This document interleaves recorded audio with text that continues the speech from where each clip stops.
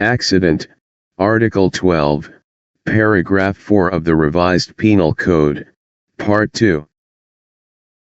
Case of negligence, not accident.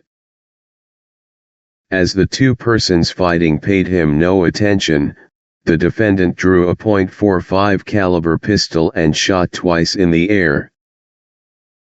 The bout continued, however, so he fired another shot at the ground, but unfortunately the bullet ricocheted and hit Eugenio Francisco, an innocent bystander, who died thereafter. Held, the mishap should be classed as homicide through reckless imprudence. It is apparent the defendant willfully discharged his gun, without taking the precautions demanded by the circumstances that the district was populated, and the likelihood that his bullet would glance over the hard pavement of the thoroughfare. People vs. Nocum. Comment. The consequence here was clearly foreseeable. Accident and negligence, intrinsically contradictory. In Jarco Marketing Corporation v. Court of Appeals, the Supreme Court held that an accident is a fortuitous circumstance, event, or happening. An event happening without any human agency, or if happening wholly or partly through human agency, an event which under the circumstance is unusual or unexpected by the person to whom it happens.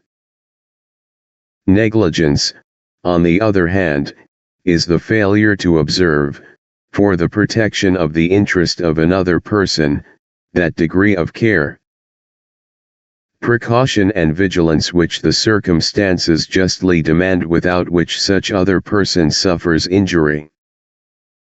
Accident and negligence are intrinsically contradictory, one cannot exist with the other. People vs. Fiorina. The death of the deceased in this case was considered caused by mere accident. The accused was prosecuted for having killed her husband. Explaining what took place, she said, in part, "When the door was ajar, my son went in, and then my husband pushed it, and as I saw that he was about to crush my son's head, I jabbed my husband with the point of the umbrella downwards to prevent him from crushing my son's head."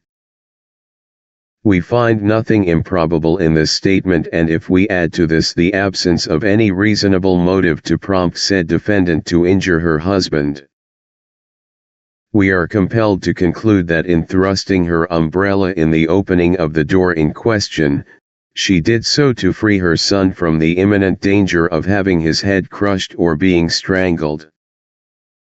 And if she thus caused her husband's injury, it was by a mere accident, without any fault or intention to cause it. People vs. Ayala. When claim of accident not appreciated. 1.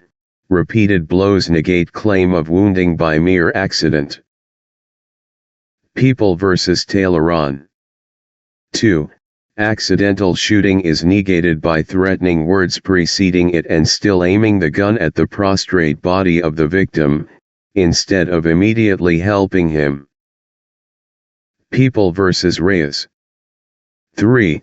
Husband and wife had an altercation.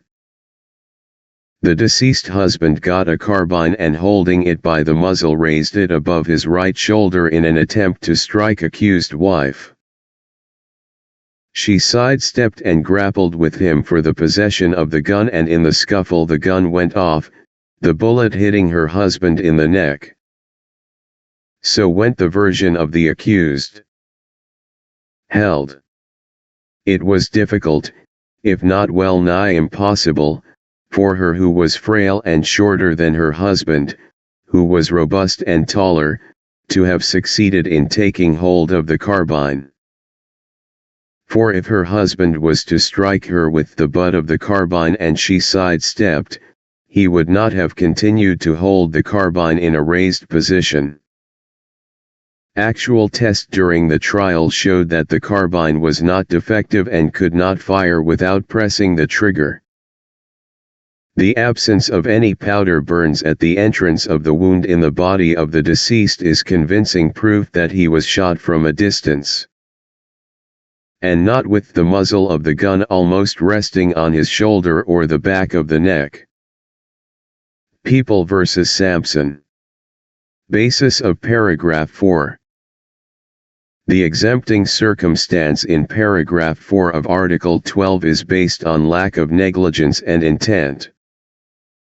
Under this circumstance, a person does not commit either an intentional felony or a culpable felony.